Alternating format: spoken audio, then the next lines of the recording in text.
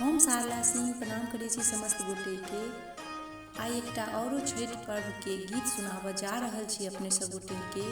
आशा है जे जरूर नीक लागत। धन्यवाद।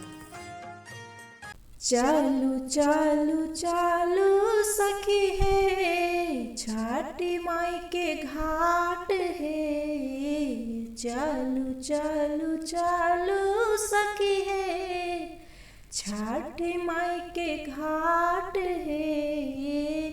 करथिन छठी मैया करथिन छठी मैया सबक बेड़ा पार हे। करथिन छठी मैया सबक बेड़ा पार हे।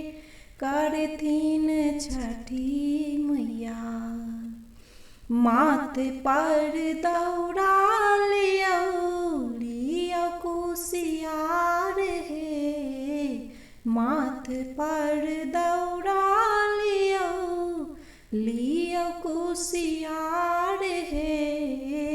फल फूल संगे लियो फल फूल संगे लियो केरा के भार हे। फल फूल संगे लियो केरा के भार हे।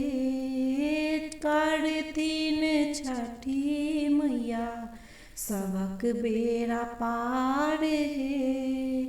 पान फूल नारियल लेनी जल बीच ठाड़ हो। पान फूल नारियल लेनी जल बीच ठाड़ हो। उगता सूरज देव सुनता पुकार हे। उगता सूरज देव सुनता पुकार हे। करथिन छठी मैया सबक बेड़ा पार हे।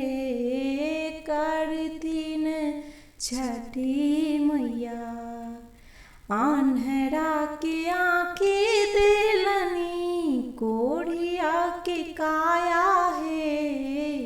आन्हरा के आँखी देलनी कोढ़िया के काया हे। बाझिन के पुत्र देलनी महिमाहीन कपार हे। बाझिन के पुत्र देलनी महिमाहीन कपार हे। करथिन छठी मैया सबक बेड़ा पार हे। चालू चालू चालू सखी हे छठी माई के घाट हे।